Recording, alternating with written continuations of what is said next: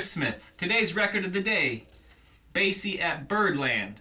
Recorded in late June of 1961, this record on Roulette features the Count Basie Orchestra, in full swing, so to speak, live with energy and musicality, and amazing band, of course, Frank Foster, Frank Wess, Count Basie, of course, on the piano, Snooky Young is on trumpet, Thad Jones is on trumpet, just to name a few.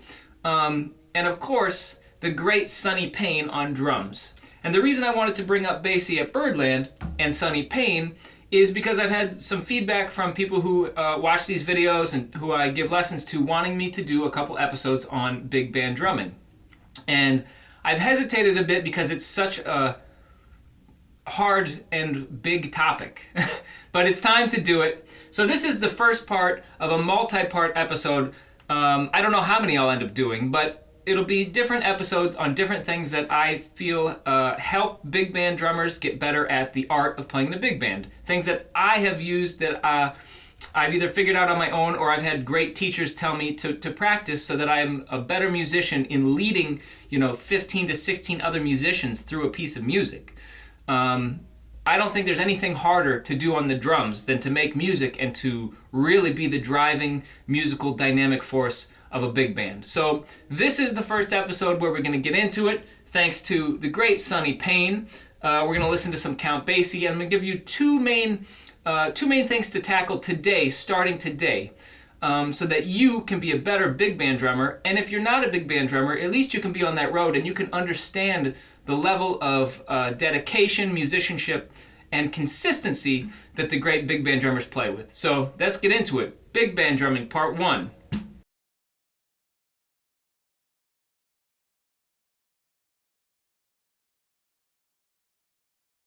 When I think about my favorite big band drummers, whether it be Sonny Payne or Mel Lewis or Buddy Rich or Jake Hanna or Don Lemon or John Riley or Jeff Hamilton or Peter Erskine or Dennis McCrell, all these masters played so much big band music. It's hard for me and for students of this 2019-2020 to replicate how much they played with a big band from night to night. Going out on the road with Woody Herman, going out on the road with Stan Kenton, going out on the road with Count Basie, where they were playing big band every night. A lot of times for dancers. A lot of times, it was the ultimate education, I can only imagine.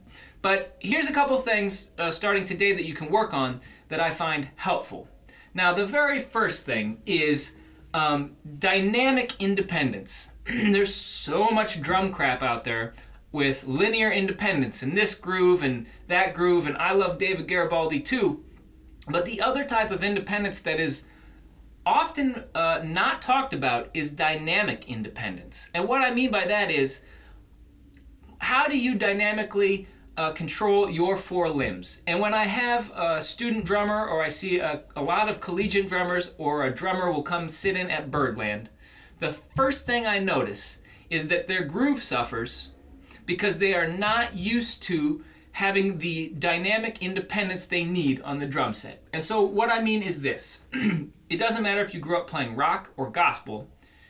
Chances are your right foot and your left hand was the center of the groove, right?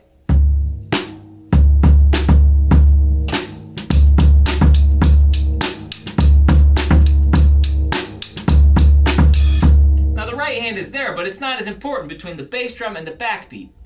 Now, the thing about jazz drumming, and especially big band drumming, is that your right foot and your left hand are not the important limbs. Your right hand and your left foot actually are the important limbs. And that concept is where the dynamic gets thrown off with drummers who haven't practiced this dynamic.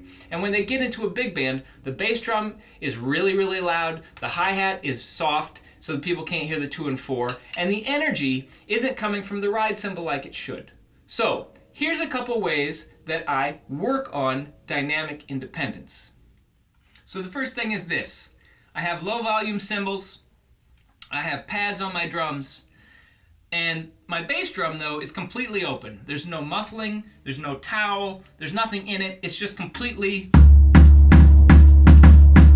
open. So what I do is I practice just playing a groove and trying to get the dynamic balance between my hands and my bass drum and my left foot even. I used to do this in an apartment when I first when I moved back to New York and I wanted to play more big band. I realized that my bass drum was way too loud all the time. So if I could control it enough to make it dynamically even to padded drums and low volume cymbals, I was doing myself justice. So the very first thing to do is play a simple groove. And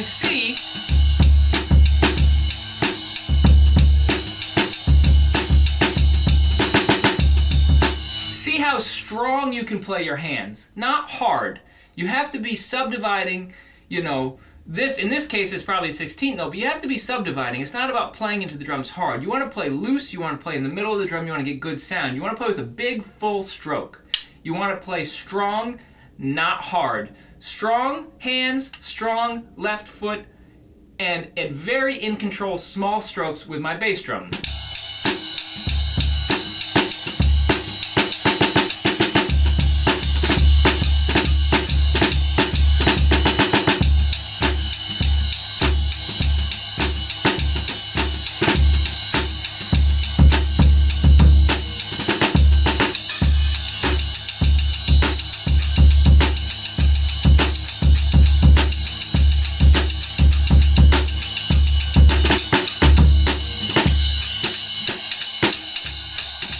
Now I'm swinging.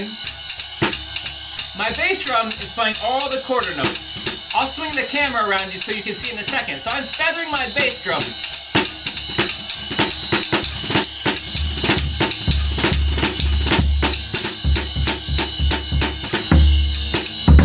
You can hear it when I really play it, but I'm not allowing myself to do that. I'm really getting my hands strong, my left foot strong, and I'm really, really teaching my bass drum to chill out. So here's the opposite view so you can see what is actually happening with my bass drum. Check it out.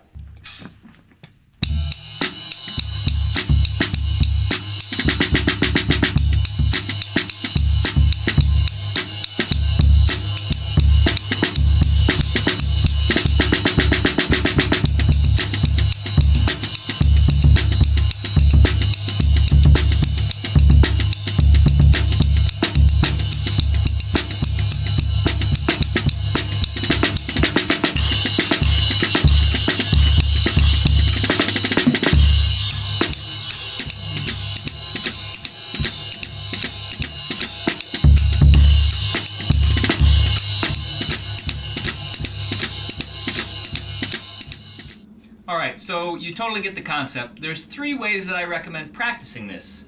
With the muted drums, the soft cymbals, however you can do it. You can put mutes on your regular cymbals, whatever. Just everything is dampened except your bass drum. The 3 main ways that I found it very helpful for me to practice is 1, play a shuffle.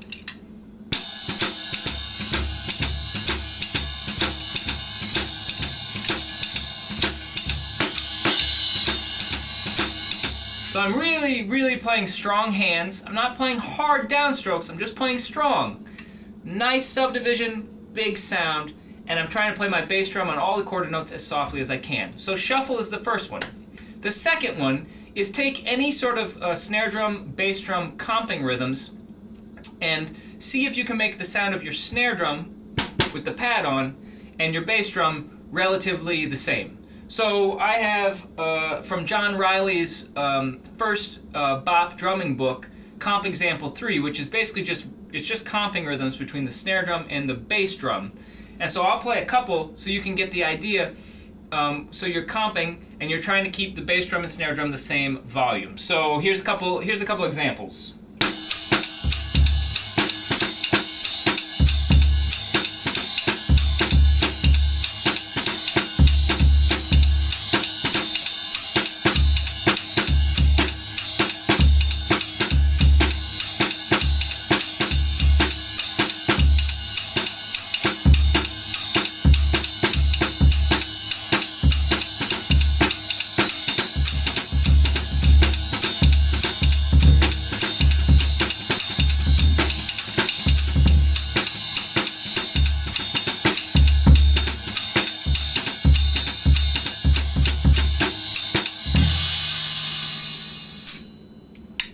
So the third way is just to actually just free play. Just play whatever you feel comfortable with. You can put on music to play along with a record. You can just play along with nothing. But really put out the energy and play a lot and comp a lot. And it's not about never playing your bass drum loud. It's just being able to make sure you can play it soft when you want to. And when you play it loud, you're not beating the crap out of it. You're playing it with good tone. You're playing it with still with control, right? So basically the free play is like, I'll play whatever, and I'm really still just making my hands strong and my bass drum mostly soft.